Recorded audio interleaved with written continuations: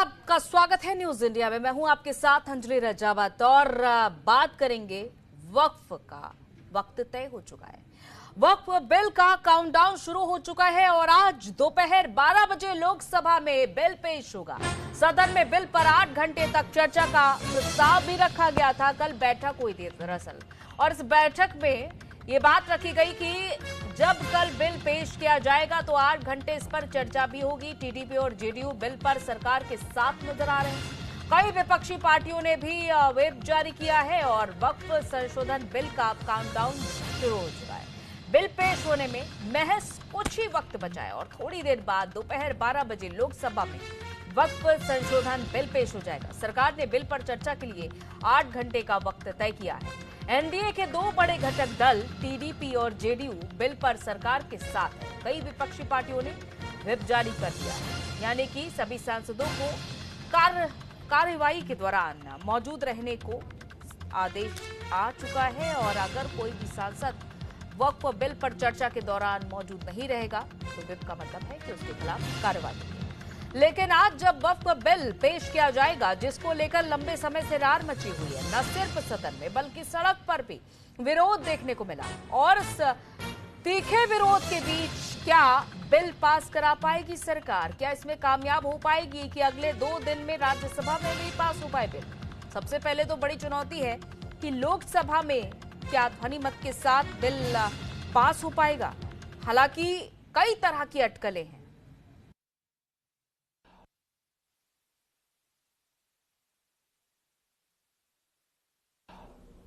गरीब मुसलमानों को मोदी जी से उम्मीद है और इसलिए ये अमेंडमेंट बिल का नाम हमने उम्मीद रखा है। और उम्मीद की किरण जो है वो उम्मीद की किरण रिजिजू जी है। अब उम्मीद की किरण जगाने के लिए मोदी जी ने अपने सिपह सालार को आगे कर दिया और गरीब मुसलमानों की चिंता करना अब ये मोदी सरकार ने तय कर दिया है कि इन्हें मुख्यधारा में जोड़ा जाए। 75 साल वर्सेस मोदी कार्यकाल। 75 साल मिले ना ऑपोजिशन को। आप क्या कर सकते थे वक्फ का, आपने करके दिखाया। आपने लूटा है वक्फ को, लूट का अड्डा बनाया है आपने वक्फ को। गरीबों के हकों को लूटा है अमीरों ने, ये करके दिखाया। यतीमों का, मिस्कीनों का, गरीबों का हक मारा है आपने। अब मौका दूसरे के पास जा रहा है तो पेट में दर्द हो रहा है। कह रहे हैं मस्जिदें छीन लेंगे, मदारिस छीन लेंगे, डरा रहे हैं मुसलमानों को। मुसलमान नहीं है जो विरोध कर रहे हैं, ये विरोध करने वाले लोग ये मुसलमान भी नहीं है, ये पॉलिटिकल मुसलमान हैं। ये कांग्रेसी मुसलमान हैं, ये सपाई मुसलमान हैं, ये आम आदमी पार्टी के मुसलमान हैं, ये जनता दल वाले मुसलमान हैं। ये वो मुसलमान हैं जो पॉलिटिकल मुसलमान हैं। आने वाले बिल के बाद हिंदुस्तान की सियासत को एक नई दिशा और दशा मिलेगी, क्योंकि ये मुसलमानों की अपनी प्रॉपर्टी है जिसके ऊपर गवर्नमेंट की नीयत ख़राब हुई है।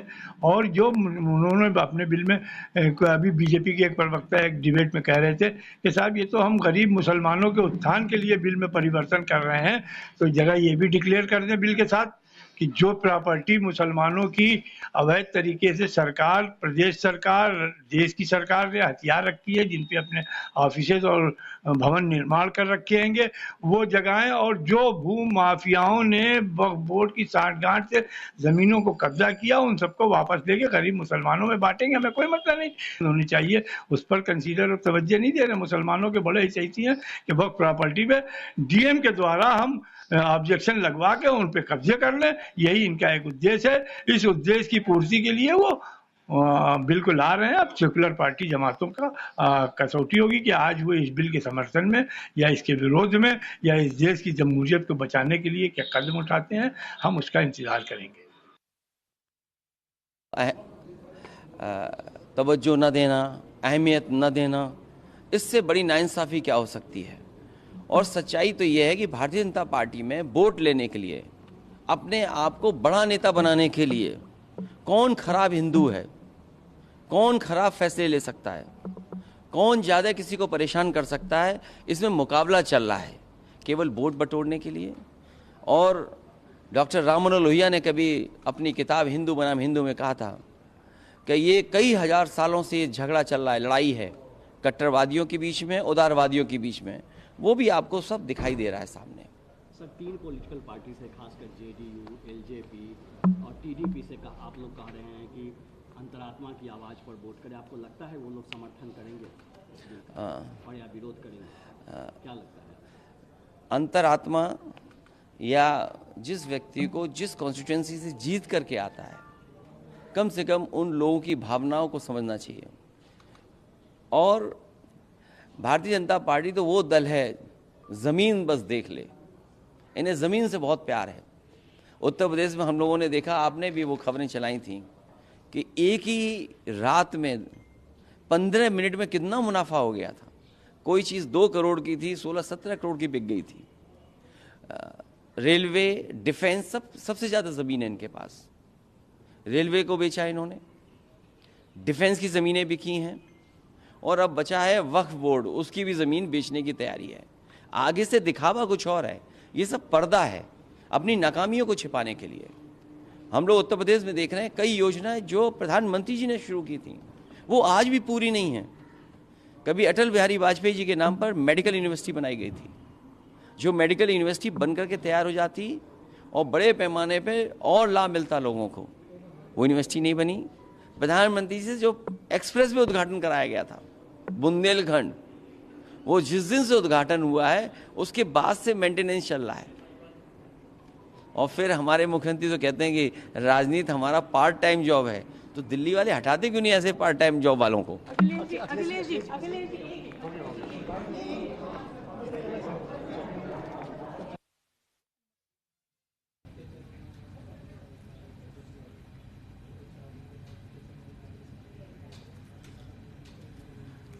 तो फिलहाल वक्फ पर अब संग्राम छिड़ा हुआ है और अब आज देखना होगा, क्योंकि आज का दिन बहुत अहम भी है।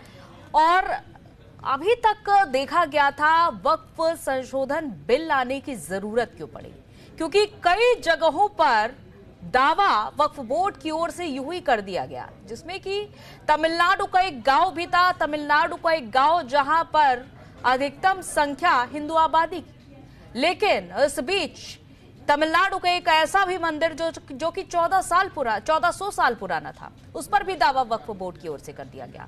किसान अगर अपनी जमीन को बेचने जा रहा है तो उस पर भी कोर्ट की ओर से कहा गया कि ये मामला लंबित इसलिए है क्योंकि इस पर वक्फ ने अपना दावा कर दिया है। और इस बीच अब जाकर सरकार की ओर से वक्फ संशोधन बिल 2024 लाने का जब जिक्र किया गया तो इस पर जेपीसी गठित की गई और जेपीसी ने कई जगहों पर जाकर जमीनी 24 पर मेरे नाम के सम्मुख विकास सूचीबद्ध वक्फ संशोधन विधेयक 2024 संबंधी संयुक्त समिति के प्रतिवेदन के हिंदी तथा अंग्रेजी संस्करण सभापति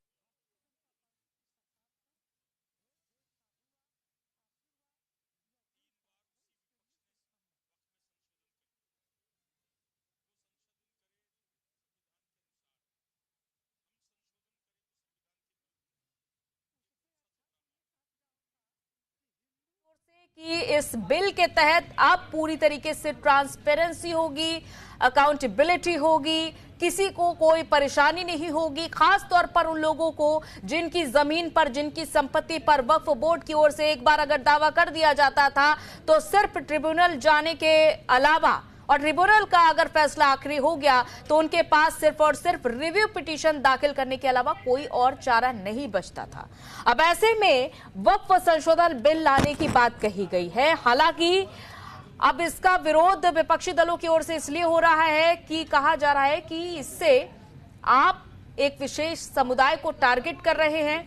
हालांकि वक्फ संशोधन बिल में बदलाव ये किया गया है कि वक्फ बोर्ड में अब महिलाओं की भी भागीदारी होगी। सबसे बड़ी बात ये कि अगर वक्फ बोर्ड की ओर से आपकी संपत्ति पर दावा किया जाता है तो उसके तहत पंजीकरण कराना भी जरूरी होता है वक्फ बोर्ड को जिला मजिस्ट्रेट में।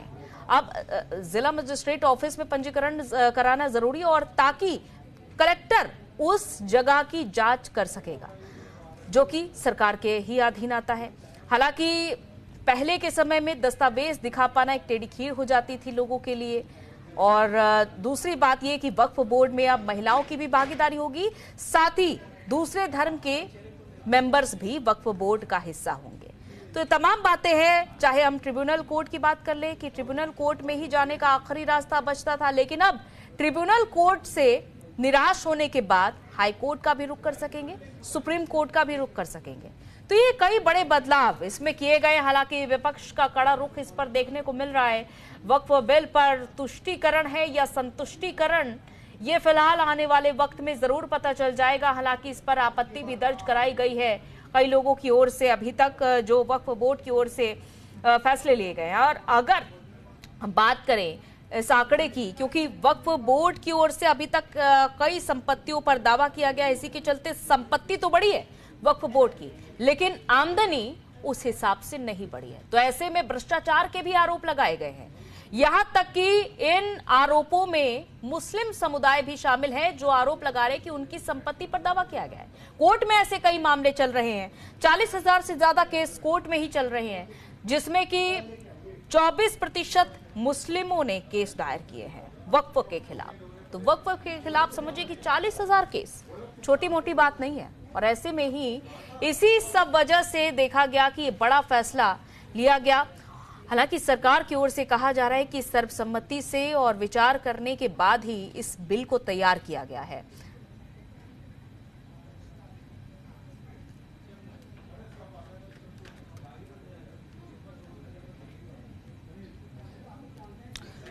तो आज इस पर हम चर्चा करेंगे, क्योंकि कुछ ही देर बाद वक्फ संशोधन बिल पेश होगा, पटल पर रखा जाएगा लोकसभा में। सबसे पहले चर्चा के लिए हमारे साथ दो मेहमान जुड़ चुके हैं। बीजेपी नेता आलोक वत्स जी हमारे साथ जुड़ चुके हैं और सपा प्रवक्ता धर्मेंद्र सिंह जी हमारे साथ जुड़ चुके हैं। आप दोनों का बहुत स्वागत है इस चर्चा में। सबसे पहले तो मैं देखिए आलोक वत्स जी के पास आना चाहूंगी। आलोक वत्स जी, सवाल यही उठ रहा है कि जो ये बिल सरकार ला रही है, इसको लाने की जरूरत आखिर क्या थी? देखिए, वक्फ बोर्ड जिस गया था उस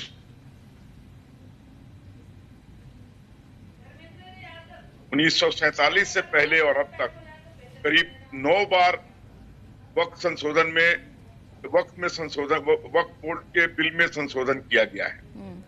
और पिछली बार जब कांग्रेस ने इसका लास्ट संशोधन किया था तो इनको असीमित पावर दे दिया था कि किसी भी लैंड की तरफ अगर ये मुखातिब होते हैं और कहते हैं कि वक्फ की जमीन है तो ये जमीन उनकी हो जाएगी। इस तरह इन्होंने बहुत सी गांवों को कहा ये पूरा गांव का जमीन वक्फ का है साउथ में, और इनको आप कहीं चैलेंज भी नहीं कर सकते थे, किसी कोर्ट में आप नहीं जा सकते थे इनके खिलाफ।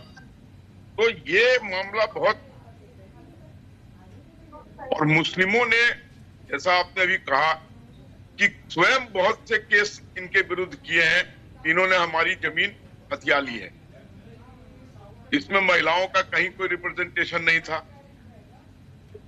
और हजारों एकड़ जमीन में जंगल घास उगे हुए हैं।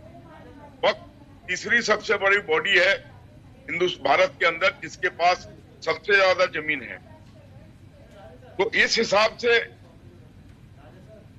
जो गरीब, यतीम, मुफलिस या असहाय मुसलमान थे उनकी सहायता के लिए बनाया गया था, लेकिन उनको तो कुछ नहीं मिल रहा था और माफियाओं का कब्जा था वक्फ बोर्ड के मेंबरान के साथ मिलके, और वो लोग अपना उल्लू सीधा कर रहे थे। इन सबको परिप्रेक्ष्य में इन्होंने जेपीसी की गठन की मांग की। सरकार ने जेपीसी 22 मेंबर का जेपीसी गठन किया जिसमें सभी समुदाय, सभी पार्टी, सभी धर्मों के लोग थे, और काफी डेलिब्रेशंस के बाद अंतोगत्वा 15/7 से ये बिल पास करके पार्लियामेंट को भेजा गया है, जो आज पटल पे पेश हो रहा है। इसके बाद इसमें पारदर्शिता आएगी, जिस हित के लिए बना था वो काम होना चालू होगा, गरीब मुस्लिम मुसलमानों को इससे सहायता मिलेगी औरतों को अपना रिप्रेजेंटेशन करने का मौका मिलेगा। धर्मेंद्र सिंह जी, क्योंकि अखिलेश यादव की ओर से कल ही ये कह दिया गया था, घोषित कर दिया गया था, माफ कीजिएगा धर्मेंद्र यादव जी हमारे साथ जुड़े हुए हैं, कल ही ये कह दिया गया था कि वो तो इस बिल का विरोध करेंगे। लेकिन इस बिल का विरोध करने की वजह क्या है? क्योंकि सरकार कह रही है इस बिल से ट्रांसपेरेंसी होगी, जो अभी तक दावा किसी भी संपत्ति पर यूं ही कर दिया जाता था, अब वो इतनी आसानी से दावा नहीं किया जा सकेगा। जैसा कि मैंने आपको अभी बताया कि न्याय मंत्रालय ने जो कामकाज का विश्लेषण किया है न्यायाधिकरणों का, वो कहते हैं कि 40,951 मामले लंबित हैं वक्फ के खिलाफ पूरे देश भर में, जिनमें 9,942 मामले यानी कि 24% के करीब मुस्लिम समुदाय द्वारा वक्फ का प्रबंधन करने वाली संस्थाओं के खिलाफ दायर किए गए। अब इस पर आप क्या कहेंगे? देखिए अंजलि जी, आपको और हमारे को ये काम करे के लिए धर्मेंद्र सिंह यादव आपने तो उसको दीजिएगा। देखिए, महत्वपूर्ण भारतीय जनता पार्टी के साथी को मशहूर कहा था, किसी विवाद कारण का नहीं है कि विवाद के बहाने उनकी परिसंपत्ति या उस संस्था पर कब्जा कर लेना। इस सरकार की जो मंशा है, अगर अवैध आक्रमण में है, उपयोग सही नहीं होता है। सरकार आज इनकी है उत्तर प्रदेश देश के अंदर कार्यकाल पूर्व तीसरे कार्यकाल में, और सरकार के लोग रहते थे, तो इसका मतलब सरकार चाहती थी और हम मिल उसको कब्जा कर। तो महत्वपूर्ण चीज है सरकार का शुरू से जो रवैया, जिस वर्ग के क्रम से बुनियादी जरूरत उसकी राय बात की आवश्यक होनी। कानून क्या देश बना रहे, इनके सरकार का काम होता है कि कानून बनाते, जीवन जटिल नहीं होता। 25 करोड़ लोग और चिंताओं डॉक्टर करना नहीं पाते होता। लेकिन पहले शायद आप उन लोगों की चिंता करना भूल गए हैं इस दरमियान। चले, जैसा कि मैं एक पहला मामला जिसका जिक्र करना चाहूंगी, तमिलनाडु का। नहीं, आप अपनी बात रख रहे हैं पूरी तरीके से, मुझे भी अपनी बात रखने का समय तो मिलेगा ना, क्योंकि सवाल तो मैं कर रही हूँ। तमिलनाडु का थिरुचेंद्रई गांव, जहां का एक किसान अपना कर्ज चुकाने के लिए अपनी जमीन बेचने के लिए जाता है, उन तबकों के बारे में तो सोचिए। आप इस बिल का विरोध करिएगा, ये आप, क्योंकि आप हैं ही संसद में, इसीलिए, यानी कि सपा। लेकिन वो लोग जो असहाय हैं, गरीब हैं, मजबूर हैं, वो अपनी संपत्ति को बेचना चाहते हैं या फिर अपने आशियाने को, क्योंकि अखिलेश यादव ने कहा था कि अपने आशियानों को तो कोई भावनाओं के साथ बनाता है ना, सिर्फ पैसों के साथ। तो वो लोगों के बारे में क्या, जो एक किसान कर्ज चुकाने के लिए जा रहा है, उसे कोर्ट जवाब दे रहा है कि आपका तो मामला पहले से लंबित है, वक्फ बोर्ड ने आपकी संपत्ति पर दावा किया, आप नहीं बेच सकते जमीन, जाइए एनओसी लेकर आइए। सूरत नगर निगम का मामला, गुजरात वक्फ बोर्ड ने सूरत नगर निगम की इमारत पर दावा किया था, जो अब वक्फ की संपत्ति है, क्योंकि दस्तावेज अपडेट नहीं किए गए थे, वक्फ की संपत्ति दावा हो गया। दूसरा मामला बेंगलुरु ईदगाह मैदान मामला, यहां पर क्या हुआ, भले ही सरकार के अनुसार किसी भी मुस्लिम संगठन